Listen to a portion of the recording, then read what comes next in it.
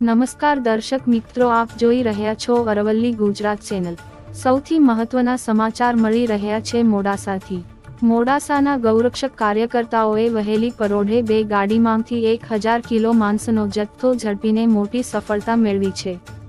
મોડાસાથી ગોધરા માંસ લઈ જવાની બાતમીના આધારે ગૌરક્ષક કાર્યકર્તાઓ 3 ગાડીઓનો પીછો કર્યો હતો।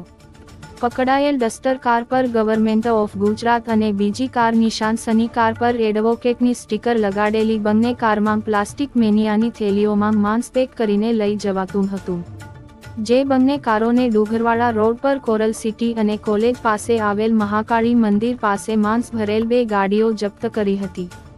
માંસ ભરેલ ગાડીઓને ઝડપાતા સ્થળ પરથી ગૌરક્ષક કાર્યકર્તાઓએ ટાઉન પોલીસને જાણ કરતા ટાઉન પોલીસે 2 કારને જપ્ત કરી હતી।